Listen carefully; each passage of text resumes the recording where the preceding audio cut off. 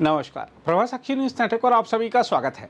संसद के मानसून सत्र के अंतिम दौर में परिसीमन का मुद्दा एक बार फिर देश की राजनीति के केंद्र में आ गया है।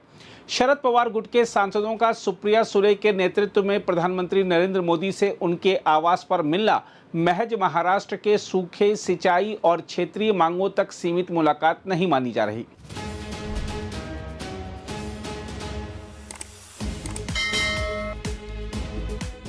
बैठक के बाद भले ही परिसीमन विधेयक पर प्रत्यक्ष चर्चा से इनकार किया गया हो, लेकिन इसके राजनीतिक मायने तलाशे जाने लगे हैं। खासकर इसलिए कि शरद पवार गुट के बारे में पहले से संकेत मिलते रहे हैं कि वह विधेयक के अंतिम स्वरूप और सभी राज्यों में लोकसभा सीटों में 50% वृद्धि जैसे शर्तों के आधार पर सरकार के प्रस्ताव का समर्थन कर सकती है। यहीं से मोदी सरकार की रणनीति का असली राजनीतिक खेल दिखाई देता है। सरकार के लिए परिसीमन महज एक विधेयक नहीं, बल्कि भविष्य के चुनावी प्रतिनिधित्व के ढांचे को प्रभावित करने वाला बड़ा संवैधानिक सवाल है। ऐसे में एफसीआरए संशोधन विधेयक को लेकर नरमी और परिसीमन पर व्यापक सहमति बनाने की कोशिशों को अलग अलग घटनाओं की बजाय एक बड़े राजनीतिक समीकरण के हिस्से के रूप में देखा जा रहा है। सूत्रों के मुताबिक एफसीआरए विधेयक के मौजूदा स्वरूप का विरोध करने वाले दलों में डीएमके और एनसीपी-एसपी शामिल हैं, जबकि दोनों को परिसीमन के मामले में संभावित संवाद साझेदार के रूप में देखा जा रहा है। मोदी सरकार का एफसीआरए विधेयक को आज के लोकसभा एजेंडे में नहीं रखना इसी रणनीतिक गणित को हवा देता है। रिपोर्टों में यह संभावना जताई गई है कि सरकार विवादित एफसीआरए प्रावधानों पर तत्काल टकराव से बचकर उन दलों के साथ राजनीतिक संवाद की गुंजाइश बनाए रखना चाहती है जिनकी जरूरत परिसीमन जैसे बड़े संवैधानिक मुद्दे पर पड़ सकती है। हालांकि इसका एक दूसरा कारण भी हो सकता है कि सरकार विधेयक पर विस्तृत बहस चाहती हो, इसलिए इसे किसी पक्के राजनीतिक सौदे का प्रमाण मानना जल्दबाजी होगी।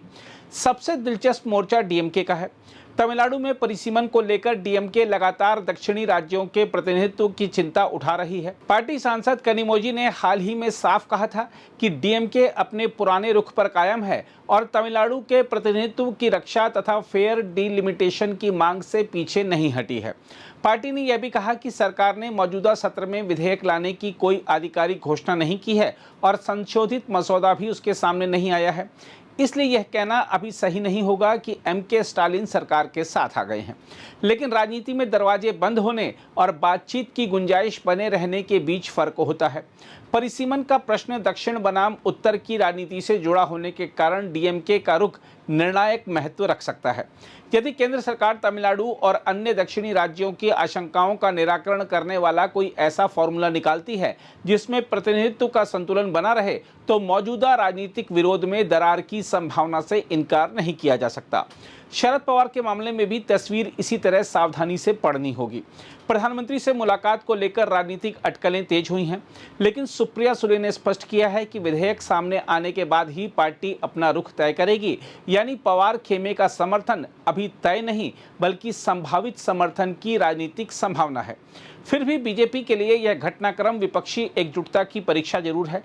राहुल गांधी और केंद्रीय संसदीय कार्य मंत्री किरेन रिजिजू के बीच परिसीमन सहित गतिरोध पर हुई बातचीत को सरकार की ओर से अच्छी बातचीत बताया गया और यह संदेश दिया गया कि राजनीतिक मतभेदों के बावजूद संवाद के रास्ते बंद नहीं हैं।